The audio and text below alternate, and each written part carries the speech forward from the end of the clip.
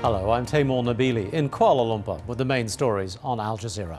East Timor is marking 10 years of independence from Indonesia.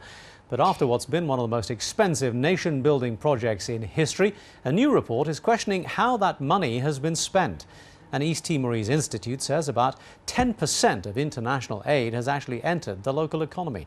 According to the Lau Hamutuk Research Institute, nearly half the population still lives below the poverty line, despite foreign aid amounting to more than $8,000 for each of East Timor's 1.1 million people.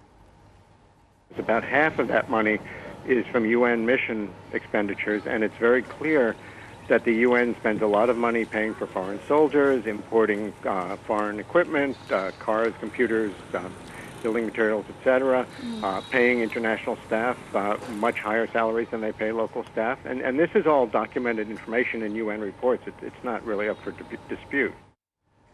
A court in London has found 3 men guilty of plotting to blow up passenger planes flying across the Atlantic. The men were arrested 3 years ago following the largest police surveillance operation in UK history. They were accused of planning to carry out suicide attacks using explosives disguised as soft drinks. The United Nations says more than 500,000 people have been affected by flooding across 10 countries in West Africa, and at least 70 people have been killed.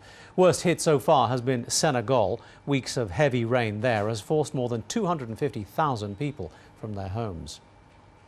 At least 35 miners have been killed in an explosion at a coal mine in central China.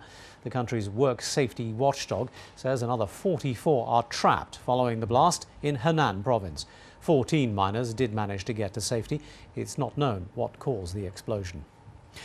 A woman in Sudan who was convicted of indecency for wearing trousers has been jailed after refusing to pay a court fine.